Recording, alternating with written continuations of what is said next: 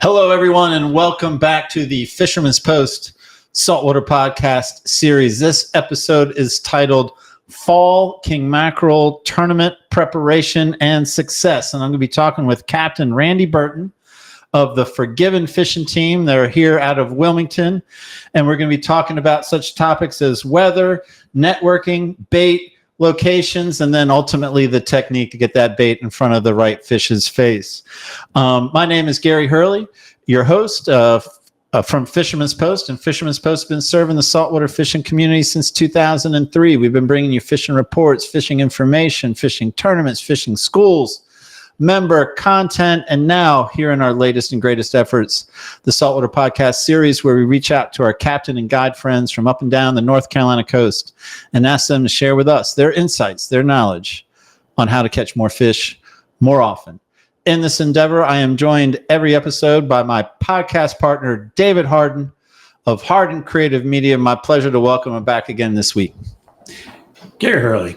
Hey, David, man. How's it going? It's going good.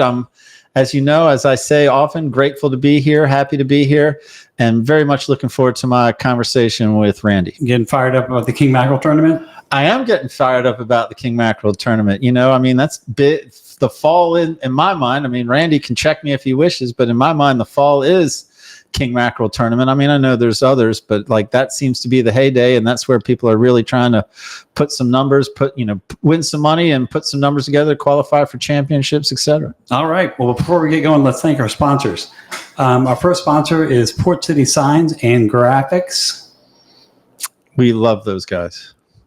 And by those guys, I mean Sabrina and the team. Again, I keep saying the team because that's my email. When I put in a work order, I emailed the team. The team. At Port City Signs and Graphics. Yep. I've done Port the same. City Signs, actually. The team. The team. You know what the team does? They do great work. They do great work. And you know, you can tell just by looking at it who has done the work. If it's Port City Signs, it's going to be a good looking sign. If it's not Port City Signs, it may look like something else. An inferior company. That's right. And just to prove this theory, I've got two signs. All right. I'm going to show you two signs. You tell me which one is made by Port City Signs and Graphics. I'm ready. Okay, here's the first sign. This sign says, wanted, good woman, able to clean, cook, sew, dig worms, and clean fish, must have boat and motor. Please send picture of boat and motor. I don't want to get ahead of myself, as I don't want to every episode. That is a good-looking sign, but I'm not sure it's a Port City Signs sign. Oh, let's look at the second sign. Now, the second sign is a branded vehicle for a radio station, 94.5 The Hawk, Port City's classic hits. That is a good-looking vehicle. That's a great-looking wrap. It's a nice wrap. And you know what? The thought I just had, every company she works with is bigger than me. I'm like, I thought I was important, and I guess I am. But every time you bring a sign, it's a company much bigger than Fisherman's Post. I'm starting to feel inadequate. No, you'll be fine. You'll be fine. I feel solid with Sabrina. Good. You also should be solid with the Marine Warehouse Center, our second sponsor. Love those guys too. They got a video for us. Let's watch. Matt with Marine Warehouse, excited to give you guys a huge update. We're now carrying Seaborn and Spider boat line. Of course, we have the newest models of Carolina Skiff, Sailfish, Sea Chaser, and Pan Marine. With over 60 boats in stock at a Wilmington location, let's schedule a sea trial and let's get you on the water today.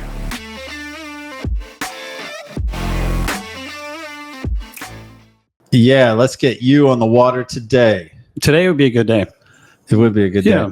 And I'm going to even say, like, they just mentioned the Sea Chaser line. That is the Fisherman's Post boat. The Fisherman's Post boat is a Sea Chaser. It's a Sea Chaser. I bought it used. I did not buy it from Marine Warehouse Center, but I can tell you, I bought it to Wilmington, and ever since, man, they've been keeping that boat going and going strong. That's good. That's what they're good for.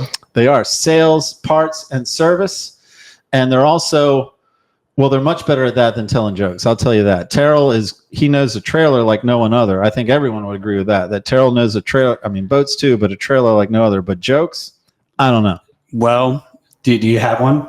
Yeah, he calls me all the time with jokes. Are we gonna say it out loud? We could do 5 times as many podcasts and I wouldn't run out of Terrell jokes. So here's this one. And he interrupted dinner to tell me this one. Okay, good. I answered the phone. He's like, hey, man, you're going to like this one. My wife asked if I'd ever seen the dog bowl. No, I've already messed it up. My wife asked if I'd seen the dog bowl. I said I hadn't. I didn't even know the dog could bowl. There we go. Oh, that's a good one. No, it's all right. That's what I get for clowning you during the setup of this episode. It's all right. It's all good. I don't need you to tell me it's all right. I know it's all right. Oh my goodness. What are we doing? You're going to tell people how to sponsor the show, and then I'm going to plug member benefits. That's right. If you'd like to sponsor this podcast, just contact the Fisherman's Post office and we will hook you up. Yeah, information online, or you can call us. Again, we'd love to incorporate you into our podcast community here. And speaking of our podcast community, if you're a fan of the podcast and want to support the podcast, we now offer podcast benefits, and that includes early release. You can listen to podcasts 1 week before the public release. Plus, what we're doing now is with all podcasts, we continue the conversation with the guests, and we have 10 to 15 minutes of bonus podcast content, not available publicly, only available to our members. And that membership, in addition to the podcast benefits, includes weekly fishing reports, as well as the More Fish video library, which is basically our filming of our fishing schools, our annual winter fishing schools. So all that one low price. We'd love to have you. But back to the podcast. All right. And so now it is my pleasure to bring to the podcast for his first guest appearance. We love first timers, Captain Randy Burton, the Forgiven Fishing Team out of Wilmington. We're going to be talking about fall king mackerel tournament preparation. Welcome to the show, Randy. So happy to have you. Hey, well, thanks. Thanks, Dave and Gary. I appreciate you having me. It's a humbling experience to come on with you guys. Thank you so much. I mean, you're giving us way too much credit. I tell you, again, Randy and I met. He came and helped us out at the Wilmington Fishing School. He was a popular addition. I hope he comes back. And as those fishing schools go, I didn't get much time to interact with you and your wife. A little bit of time. I tell people it's like a wedding. I only get to spend a few minutes with everyone. I don't get to hang out with anyone. But we are going to talk about fall king mackerel tournament preparation and success. But Randy, as nice as you are and as helpful as you were with the Wilmington Fishing School, no one does the podcast without answering 2 questions first. So you tell me you're ready. I give you question number 1. I'm ready, man. Let's roll. All right, Captain Randy Burton. Why should anyone listen to anything you have to say about a king mackerel or about a king mackerel tournament? Well, I would just hope that I can lend just a little bit of knowledge, like people in the past when I got started. I would tend to listen to anyone and everyone I could, and I would take what information I could to take away that would help me produce better fish or a better location. So I would hope folks would listen, and I may say a lot of things that they already know, and I may say something that's new to them, and I like talking to other people and learning from them also. I think that is an acceptable answer, Dave, and I'm going to move them on to question number 2. I think it's a good move. All right. Question number 2, an attempt at some levity, and I'm playing off of your king mackerel tournament name, the Forgiven Fishing Team. I'm sure some people make the mistake and think it has some kind of religious connotation, but I know you probably got it from the movie Unforgiven. Do you remember that Western, The Unforgiven? Yeah, Clint Eastwood. All right. Well, here's your trivia question, Randy Burton. The movie Unforgiven, which you based your fishing team after, a 1992 Western, true or false, it brought Clint Eastwood his first ever Oscar nomination and win. False. If the answer wasn't false, what would it be? Oh, it would be true if it wasn't false, but I would have thought he would have got something nominated well before that movie. And that's what most people think, what makes it a good trivia question. Because I was of the same when I'm doing my Google research. I'm going, You're kidding me. Clint Eastwood didn't even get nominated until 1992, let alone win an Oscar. All right, so I trumped him and Gene Hackman, right? Yeah, yeah, man, it was a good movie. And now he's killed it since then. I mean, as far as Oscars go. Yeah. All right, enough about Clint Eastwood, though. As great as he is, let's get back to the business at hand. People want to hear about fishing. They want to hear about fall king mackerel tournament preparation, as do I. Randy, it's your stage. What are you going to begin with? What are we going to start this conversation with? Well, first off, thank you so much. So we actually have spent the last 2 days down here in Orlando, Florida. We'll be leaving here early in the morning to get back home to prep for a tournament we got Saturday. We're down at the 2024 ICAST show. We've had a great time down here. It's just been a whirlwind of a week. So the big thing is the transition. We're getting ready to change gears and go into the fall. So starting around September, you get into that fall fishing mode. You get bigger fish, they're closer to the beach, and that fishery's better because folks with the smaller boats, not just all the big boats that run offshore, the guys with the smaller boats can be just as competitive and just as effective as those of us with the bigger boats that can run farther offshore. And I think it's a great time of year to catch a good fish, and anyone can get out there. And the great thing that we have in southeastern North Carolina is when you have the topsail down to Ballhead Island, those beaches are great. But if you have that fall north wind, you can duck down out of Southport and go out on those east-west facing beaches down around Holden Beach, Yopon, Oak Island, and it's like a lake. You can fish in a john boat down there and catch a 50-pound king mackerel, and we've seen it done. All right, so we are talking about fall king mackerel tournament, and I don't know, and this is, we're releasing this mid-August, and the tournament circuit better than me. So I guess what you're going to do is walk me through how you would prepare for, it doesn't have to be a specific king mackerel tournament, but like, what are you doing first, or how early are you checking the weather, and what are you looking for the weather for? What other data sources are you checking, and how far in advance do you start to check? I guess just walk me through your playbook as much as you're willing to share. All right. So one thing about us, there's no secrets, and I'll give your viewers and your listeners the biggest secret to tournament king mackerel fishing is it's not rocket science. The most important part, and I'll give you for instance, one of the best fall king mackerel tournaments we have in North Carolina is the U.S. Open. The U.S. Open will have anywhere from 5 to 650 boats in it, from 18-foot boats right on up to 40-foot boats. And that covers a broad range of folks that only enter like 1 or 2 tournaments a year, which will be the U.S. Open. That'll be a good one. A lot of people get in that. It's a highly publicized tournament. So I start just prepping for that tournament. It's a big tournament. So what you want to do, the biggest, most important thing that I can tell people, and I tell people this all the time in conversations, the skill part of tournament king mackerel fishing is not really when you put your line in the water.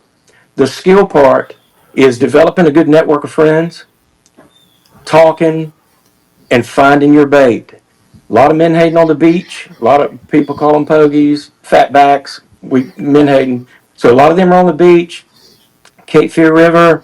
We like to go out and try to target them about 7 to 10 days before the tournament and pin them up. And what I mean by that is you find them, you throw on them with a cast net, put them in your live well, and take them to a pin that you have stationary in the water if you have that benefit. If you don't have that benefit, that's okay. That bait is thriving so much right now in the fall of the year, and it's big baits. You can catch them fresh the morning of the tournament. The U.S. Open, for another reason, is a good tournament because it's a 2-day tournament. So if you have a rough day the first day, you always got a day you can make up and try to catch up. But talking to your network of friends, listening to them, finding your bait, being able to keep your bait.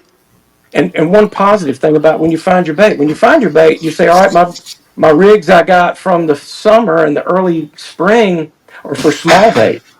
So what I do is I tie all new rigs every tournament, and I make it conducive to the size bait that we're catching. Because one thing you don't want the wrong size rigs, and you don't want to get out there and have the wrong rigs on tournament day. So that's why the prep work is the most important part in a tournament. Once you get prepped, you got your bait, and in the morning you check out, you're going to get to a spot, hopefully that you've talked with your friends or you've pre-fished and maybe caught a fish or two there a day before, and you know the fish are hanging at a certain area, a certain location.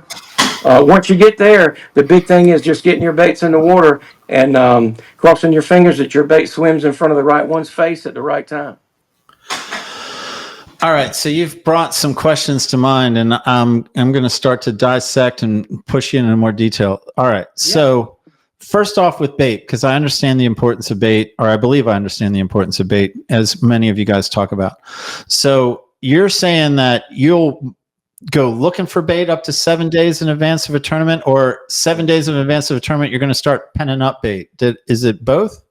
Either way, actually, if you can find bait earlier than 7 days, if you can find bait 2 weeks before and you got a good pen that'll keep them with some good water flow, put them in there. Because what will happen, especially with menhaden are filter feeders. You put them in your pen, they're not going to die unless they have a catastrophic event like a big rain that takes oxygen from the water. So what they're going to do, you don't have to feed them like you do bluefish.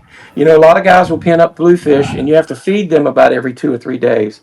But the difference between a menhaden and a bluefish, which in North Carolina, you know, you can't carry but 3 bluefish per person on your boat. So, but bluefish are a hardy bait. They're very, they'll bite you. They're very vigorous. But they're king mackerel candy.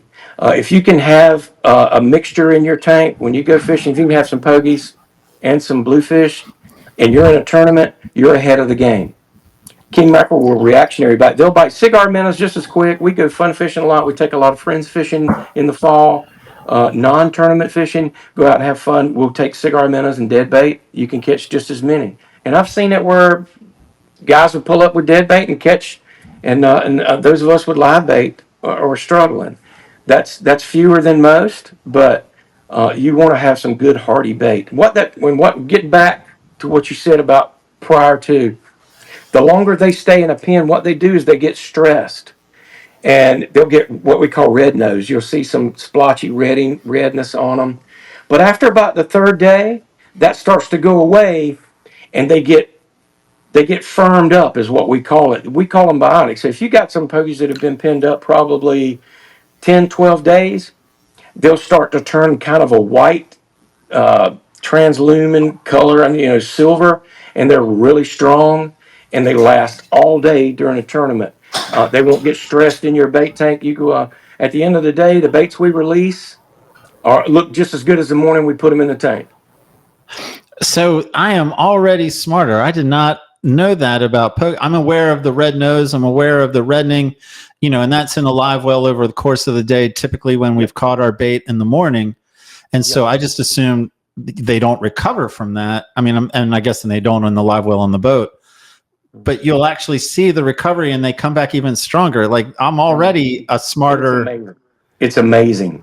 After I'm telling you, after like a 10-day period, and we joke around sometimes, some of the baits are so firm and so hardy that it takes you so long to try to catch them with a net in dipping with a dip net. They're just really strong, and that's a trick a lot of guys know. The longer you keep them in a pen, the stronger they get.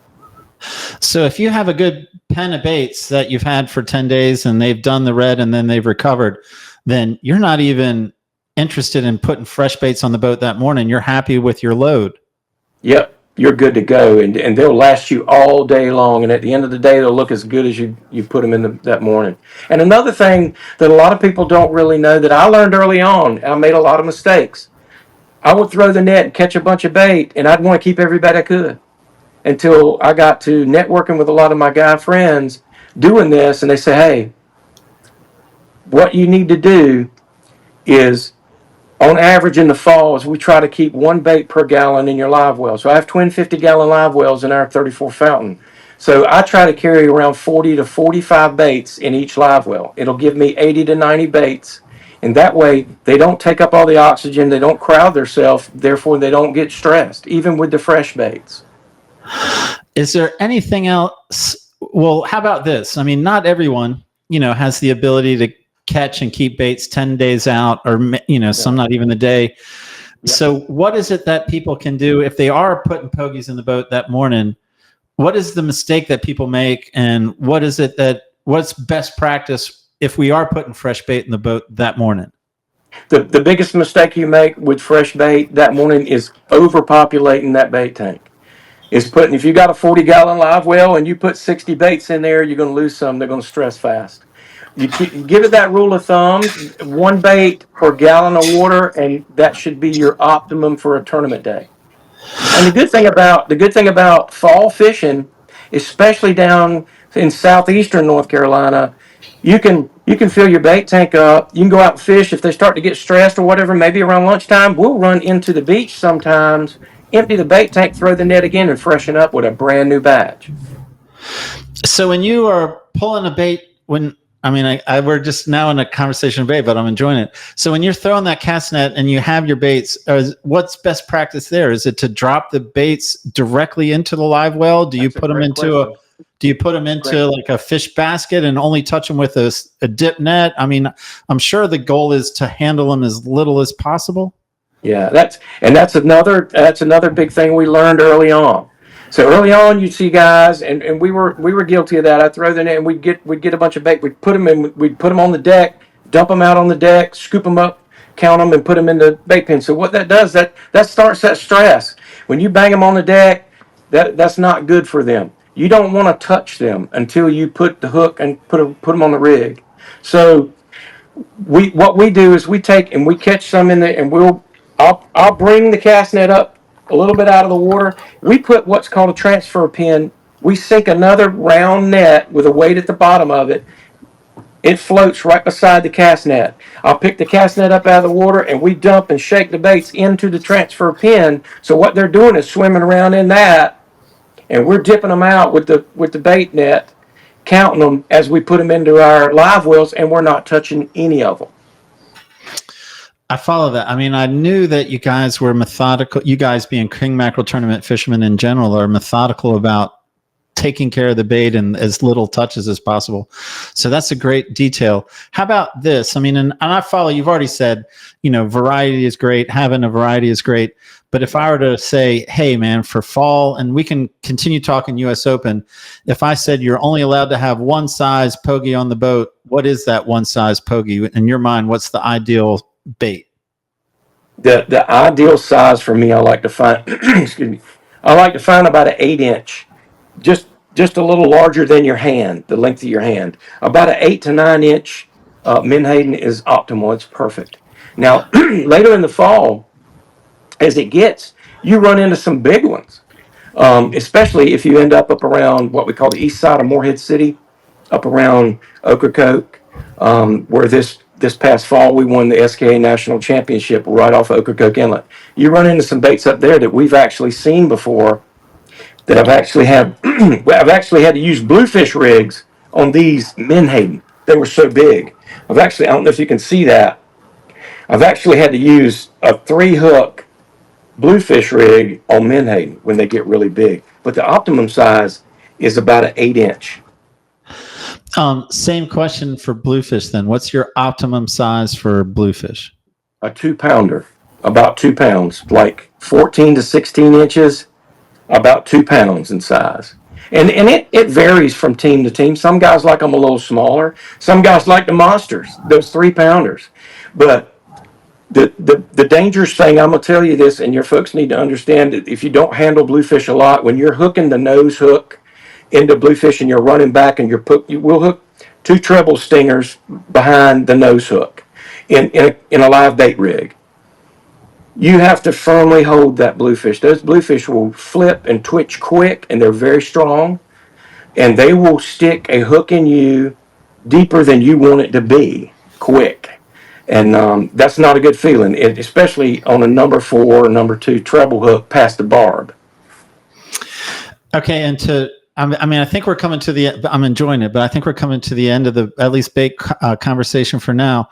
So You're telling me, like, in a tournament in southeastern North Carolina, you've trolled dead bait? Like, sometimes you like that option over a live bait?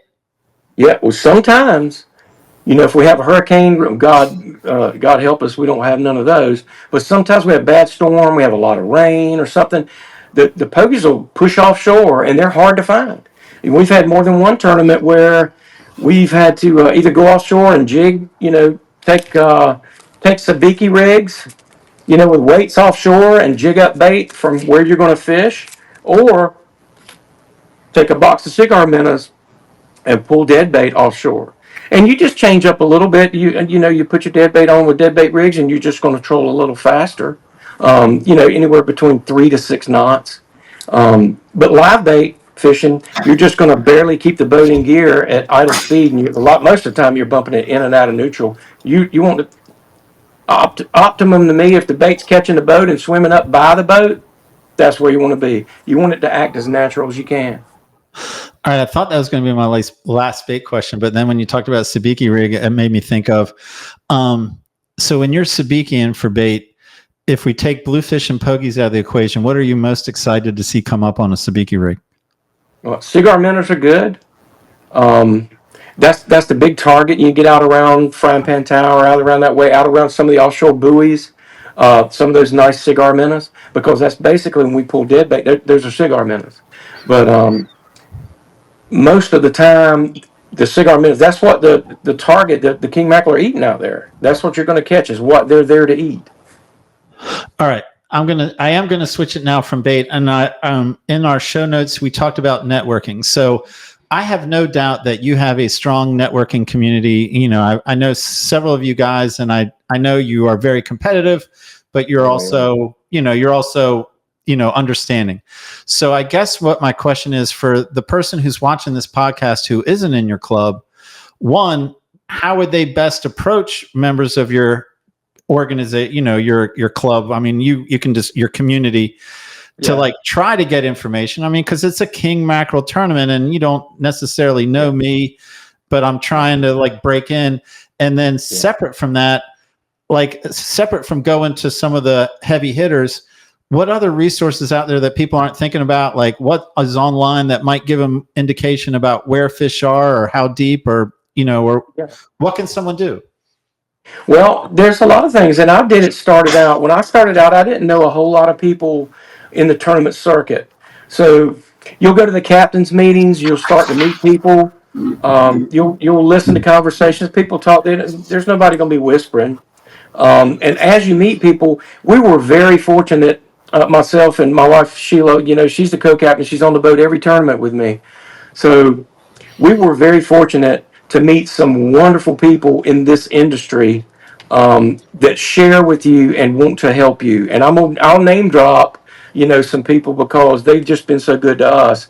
The Liquid Fire Fishing Team, Mark Henderson and his family, such great people, and will tell you and help you. Because what we want to do, a lot of us teams, when I have people come up to me to talk, to ask me questions, just like at your fishing school, it was a blessing to see so many people with the questions, because we want to further our hobby, our sport. We want to make it grow. We want younger people and people that are interested, that are kind of nervous about getting started. We want them to come on in. We want to welcome them in to the tournament fishing family, because we're one big family. And we've met some great friends along the way, but there's a lot of publications too. You can Google online, you can read the Fisherman's Post articles, and we've done that. I've read several articles because you put some great stuff in there. I know you featured us in an article, which was very nice of you to do when we won last year's SKA National Championship, and I put on there just exactly what we done and what we prepped, and that's a unique story. And to piggyback in on this tournament prep, we talked about weather, and we talked about applications we use, technology. Technology is booming. One of the greatest things I will tell people to use, if they can get online and get Sirius XM Marine weather and fish mapping, that has been a godsend for us. And they're a great company, great to work with. But what it does, basically, it tells you, it takes plankton, it takes sea surface temperatures, it takes upwellings and currents, weather. It takes all that and puts it in a big algorithm, and it'll actually target a recommended fish area for you to fish and show it to you right on the app on your phone or on your machine, whatever MFD machine you use. They're compatible with all of them. So I don't know if I told you the story about the night before the Nationals win. We had a tough day. On Thursday, we fished Thursday and Saturday. The Friday was a lay day for weather. So Thursday we had like 1 18-pound fish. It was just a terrible day for us. And we sort of tucked our tail between our legs and went. So that night at 9:30 in the hotel room in Morehead City, I pull out my phone. I said, I'm not going to listen to any of the guys. I'm not going to listen to any of the talk. I know where some fish were caught. I'm gonna I'm gonna let's I'm gonna cruise through fish mapping on Sirius XM, and it showed me a recommended area with a temperature break. It went from a 62 degrees to 68 degrees, and in the fall of the year, if you see a temperature, king mackerel loves 68 to 72 degree water. That's their prime optimal range they love. So you can't catch them colder and a little hotter. So we found a steep temperature break right off Ocracoke Inlet, about 4.5 miles. So I touched my phone, I marked it because it gives you the GPS coordinates. When I got on the boat the next morning, I plugged those numbers in. I said, all right, I told the crew, I said, that's where we're going to start. We're not going to have to wonder. We're just going to start our day there. And if nothing's there, we'll move around and look around. But that's what's telling us. So once we had the challenge of navigating our way up and out Drum Inlet because it was a terrible day, mist and rain, fog, 20-mile-an-hour wind out of the south, 6 to 8 foot seas. It was bad. Once we made it to the spot, I marked it and I said, let's see if we can find a little bit of structure because the spot we marked, and you know this, Gary, you want to look for bait and you want to look for structure because that holds fish. When it holds bait, the big fish come to eat the bait. There was nothing in that spot. It looked like a desert. And I'm like, but it recommended that area. I told the guys, I said, I'll tell you what, let's put a bait out. So we loaded up a bluefish, and a good 2-pound bluefish that was really hardy. And we let a bait out, and we were reaching in to grab the second bluefish when our first fish right out the back of the boat crushed the bluefish, skied 8 foot in the air, and took off, and that fish was 53 pounds. So, and after that, we never left that spot, never marked bait there, but we fought fish from then, upgraded about 9:30 to our 55-pounder, and worked our way through, I don't know how many 40s and 30s. It was just a phenomenal day, but I owe it all to that technology that SiriusXM Marine had given me, and we had subscribed to. I would have run right by that spot. I'd have never give that spot a second look because it wasn't none of the numbers people have. But that's just a little bit of the technology used. We use that weather, the network of talking. You take everything into what you do is you put your plan together. You take all that information together and you say, all right, here's of a couple locations I'm going to start, and that way at least you get your day started.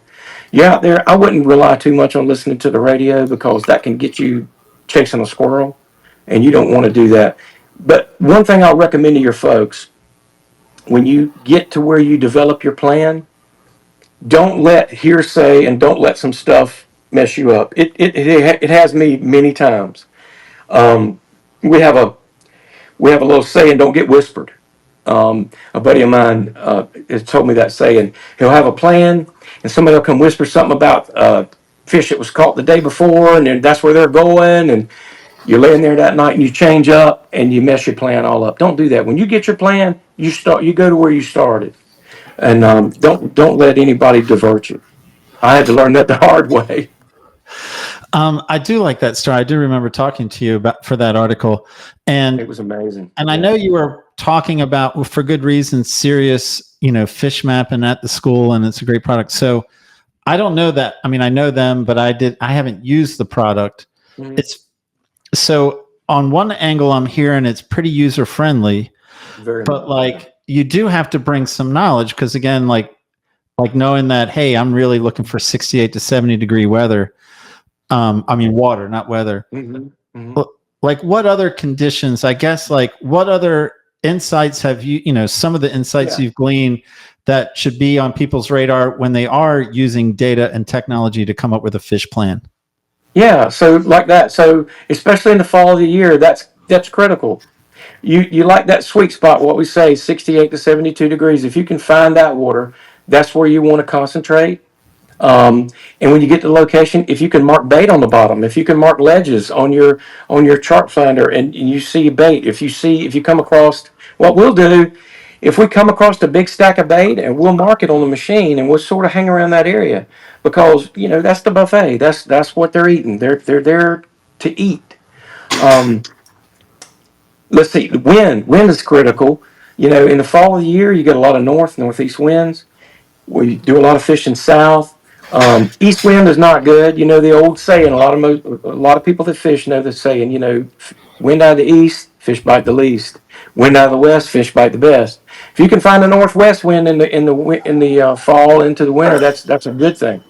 But the more that you develop your network, the more you talk to folks, the more you Google or pull up articles about king mackerel tournament fishing, and there's tons of them out there. You can get a lot of knowledge by just doing a few minutes of research and reading. And that's how I started. There's some locals, you know, Brant McMullen out of Ocean Isle Beach puts on tournaments in the fall brawl, you know. And Brant is very open and honest about talking to people. He'll tell people information on where to go, where to target, what to do, because, you know, he sells the tackle, he sells the bait. He wants you to produce. He wants you to have a good day, because you'll come back and you'll see him, you'll do business with him. I have not ever run into many people that we run around with in the tournament circuit that won't tell you anything. A lot of people want to see you succeed, and a lot of people want to see you have a good day. You pay a lot of dues. If you want to get into the tournament circuit, don't quit your job, and don't do this for a living, because you'll starve to death. So this is something we love to do. It's fun for us to do, and if we get fortunate to win a big check, I call it a Happy Gilmore check. If you get a Happy Gilmore check, it's a good day. But the camaraderie, the family atmosphere, it's very, very family oriented. You know, Chad Shingleton runs the Cape Lookout Shootout. He has a North Division and a South Division out of Southport. North Division's in Morehead City. Great event. He has a great team, him and his wife and some other people that run that tournament. And it's very family oriented, and it's just fun time to be around folks of that same like-minded nature. All right. I think I'm going to push my next question in the arena of pre-fishing. So I'm guessing that you're a believer in pre-fishing. And I guess I just want to hear you say, I mean, maybe you are, maybe you aren't, but is there value in pre-fishing, and what is that value, and what's the limitations? Yeah. I'll put it to you this way. There's two schools of thought. I am a superstitious person on pre-fishing, because sometimes my luck will run. If I go pre-fish the day before the tournament, I'll catch a nice fish and come up a big goose egg the day of the tournament. I do not like that. But yet then again, I have friends that love to pre-fish. They'll go target certain areas and catch, you know, one thing in king mackerel tournament fishing, if you go to an area and you're catching what we call small kings, snake kings, if you're catching 10 to 12 pounders and they're right steady, a lot of the competitive teams will leave that spot, because we found over time that the big female big kings will not run around with the small school king mackerel. So you want to find something. If you go pre-fishing and you catch a 30-pound fish, and then you a few minutes later catch one 35 pounds, leave, come back there tomorrow. And I've done both, but I'm more superstitious. I would like to fish 3 or 4 days ahead, or the weekend before, or, you know, in our networks, we know a lot of people that do pre-fish, and sometimes the guys will tell me, hey, we fished in a certain spot, and nothing but 10 pounders, man, don't go there, you know. But it's all in what you want to do. I mean, pre-fishing is, I'm not going to say it's wrong or bad, because some guys love it and some guys really produce, but it's never really been good to me.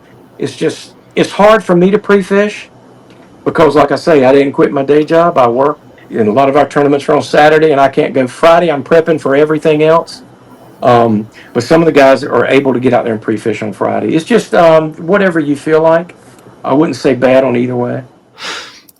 And so I had this next question in my mind even before, you know, you started answering that question, and it is, you know, and now I'm asking you maybe to share more of the experience of other people that more invest in pre-fishing. Like, I was wondering, like, does it really play out like, what is the true knowledge gained? Is it like, hey, we want to go back to this spot, or is it more we don't want to go to? Like, what happens more in pre-fishing, that you disqualify spots or that you qualify spots? And really, part of what made me think of this question was you mentioned in Brant McMullen. I remember early on doing fishing reports, and he coached us with our offshore fishing reports and saying what people really want to know, at least with king mackerel fishing, is how deep a water, not necessarily where they were, but was it in 80 feet of water? Was it in 65 feet of water? He's like, if you want to do quality reports, that's the information that people are looking. And I would ask, do you back that up? Is that part of how you talk? Yeah.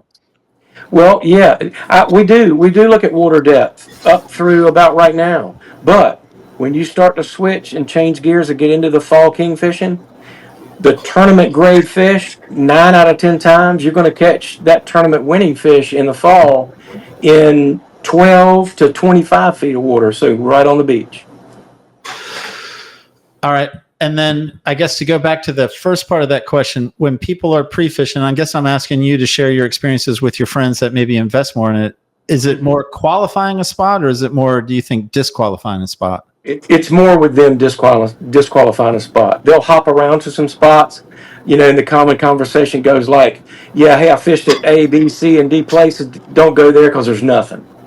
And what they do, that's what they're looking for. If they can go somewhere and somebody catch a 30-pound fish, they'll be done with that, and they'll put that in the back of their mind, and that's where they're going to go the next day. All right. So I think, we've talked about bait. I mean, I like that we started the conversation with bait, because even in your sort of our text notes, you stress just the amount of importance of bait. Yeah. And then we talked about, weather or coming up with a plan. And we've talked about pre-fishing.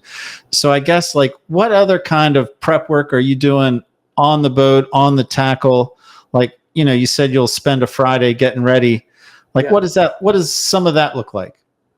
Well, my typical Friday is making sure I check every tournament. I check my tackle. I check all my rigs. I make sure I got the right size rigs on the boat. Make sure you got enough rigs on the boat, because, especially this time of, this day and age we're in, sharks are, we don't even want to talk about it. It's a whole nother conversation that we could have that's really not good, because sharks are taking over the world. I mean, sharks are terrible, but you want to have enough rigs because you get a shark on a rig, you're not going to reuse it. You're not going to reuse a rig anyway in a tournament.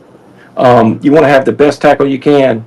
So I'll check. We run a fluorocarbon leader down to the swivel where our king mackerel steel rig is, either solid 7-strand or solid wire. 7-strand. We use an American fishing wire. Or you can use solid, and we use both. 38 to 60-pound class. But what I do is I check my fluorocarbon, because we'll run about 30 feet of fluorocarbon in front of that rig. And I use high visibility line because I'm not young anymore, and I can't see the lines and track the lines when we're pulling our spread. We like to pull anywhere between 4 to 5 lines. Some guys pull 6, but like I say, there's many tournaments it was just me and Sheila on the boat, and I like to work anywhere 4 lines, maybe throw in a downrigger with a 5th. But I like the high vis lines because Sheila can see the lines better, and we do tight turns. You'll get in a pack of boats and everybody's worried. You don't want to overrun anyone, and it just helps you track your lines better. But that 30 feet of fluorocarbon in front of it will make it virtually invisible, and you don't have any problems. But you want to make sure your tackle, your rigs, your rod and reels are good to go. I'll preload the boat with everything. Make sure you fuel, all that. You go through all that. But the most important, the very most important thing, I hate to keep beating a dead horse, but your bait, man, if you've got good bait, you're ahead of the game. You're ahead of a lot of folks. There's a lot of folks that don't have that ability to pin it up, and there's a lot of folks that will be fishing. I've heard people on the radio at 11 and 12 o'clock still asking somebody, hey, have you seen the pogies? Where to bait? It takes hours to catch, and I've been there, unfortunately, a lot. But baits, that's where it's at. But you just want to you don't want to get out there and lose a good fish because you didn't check your rigs, or you didn't check your knots, or make sure you had new fluorocarbon on for each tournament. that stuff you need to have new. Don't use it over. We use brand new stuff every tournament. All right. I think we're coming close to the end of the podcast, and I know we had mentioned this at one point, but I don't think we mentioned it in our text thread. So if I were to jump to like the person who is king mackerel fishing, but would like to wear a shirt like yours with a lot of logos on it, and not just to wear a shirt with logos, but actually get support from those sponsors. Yeah. And I know this could be a whole nother podcast, but what advice would you give the person, how do they go about starting to approach companies and saying, hey, I would like to help you meet your mission? Yeah. What's the relationship look like? We and I'll tell you exactly, because this is still somewhat new to us. The big thing for us, as you do this, and I go back to saying this, we started in the competitive tournament fishing circuit pretty much around 2014. And for several years, we started with a small boat, single engine, 23-foot boat, ended up with like a 28-foot with twin engines, and then now we're in a 34-foot. So there's a lot of dues you got to pay. And I say that, but it's a lot of hard work. You meet a lot of people, and I would say just out there doing what you do, and we like talking to folks. We like, just getting out there. But once you start to catch some fish, you start to get noticed a little bit. But what really helped us, and was such a humbling experience and a blessing, we worked hard for all those years, and we had some third and fourth place finishes, and we won some money here and there. But you want to try to win your first tournament or several tournaments. So we worked so hard, but this past December, we got invited to the SKA Nationals. We did good enough in our division to qualify. You have to qualify. So we qualified, like I say, and after that win, the floodgates opened up. That the SKA National Championship is like winning the Super Bowl for us king mackerel tournament fishermen. The SKA has been around since like 1991, 30 years. And it covers divisions from North Carolina down here through South Florida, around over to the Texas coast in 10 divisions. So they have a lot of notoriety. They're on social media. They're on podcasts. Listen to yourself. The door opened for us for a lot of companies, and a lot of companies have been good to us. We're on the Mercury Marine Pro team. Fountain Boats has been a great supporter of us, which it's always been a boat I've wanted since childhood. I've always loved Fountain Boats, and they're a North Carolina company. These companies will reach out, but you get to go to You get to go to shows like yourself that you have in Fisherman's Post. We went to the Miami International Boat Show in January, and that opened the door to us to actually get face to face with some of these companies. And once they see you and you talk with them and interact, you show them a few pictures, you tell them what you're about and what you've done. That means everything. You can email and call people all you want. That might get you some responses, but when you're standing in front of some of these companies, some of the marketing folks that they're looking for, what we call as promotional ambassadors, they're looking for people to give them content and to push their product. Our apparel company, FXR Pro Fishing. I'm backwards on the camera. FXR Pro Fishing. They're a great company. We've had them now for almost a year, and they help supply us with foul weather gear, boots. It's just an amazing company. ACR. They're ACR Artex. They supply us with our emergency locating beacons, our EPIRBs, our man overboard stuff, and that's a must-have when you're fishing terms. Anytime you go offshore, Costa Del Mar reached out. Costa Del Mar sunglasses. And we've wore those for 25 years. But sword fishing products. They supply knives and just anything to help you. You get it's a win-win. It's a twofold thing. You get to promote their product for them and tell the community how great their product is. They help you with product, and it helps them to sell their product and expand and grow their company. But I'd say after the Nationals, it's really, really set us on a level that we're really excited about.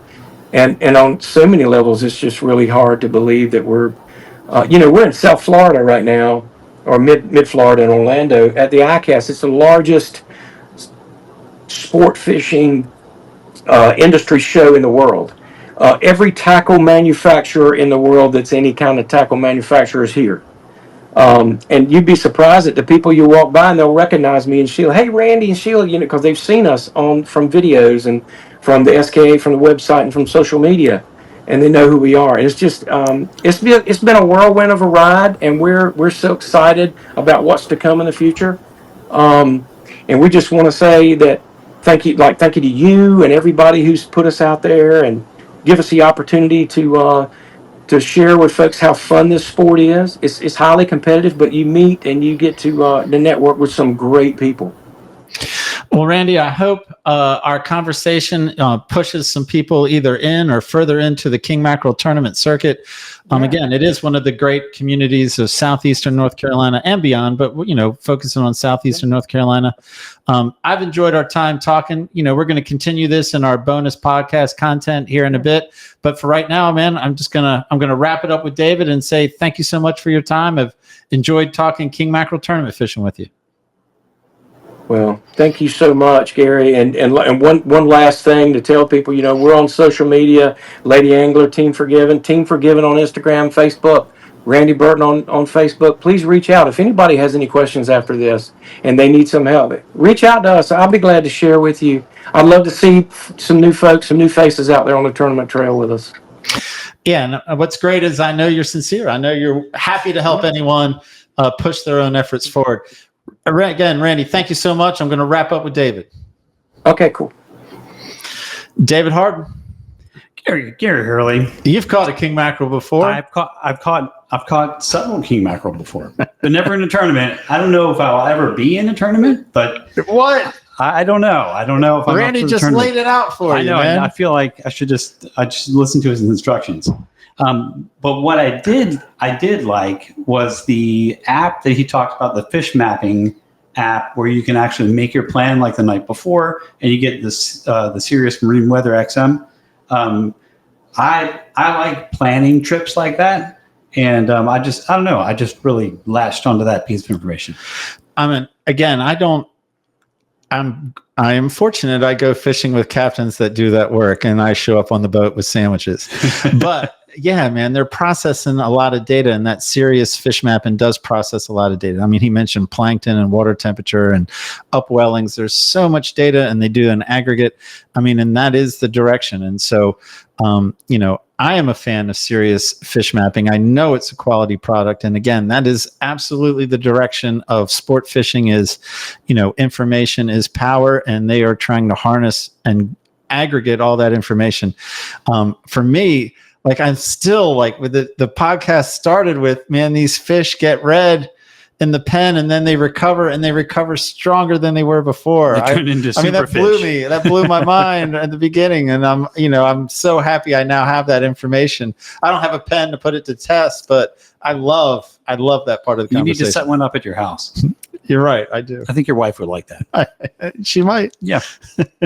Well, let's wrap this up. All right. Well, let's thanks again to our sponsors, Marine Warehouse Center and Port City Signs and Graphics. Good folks. If you would like to sponsor the podcast, just contact the Fisherman's Post office.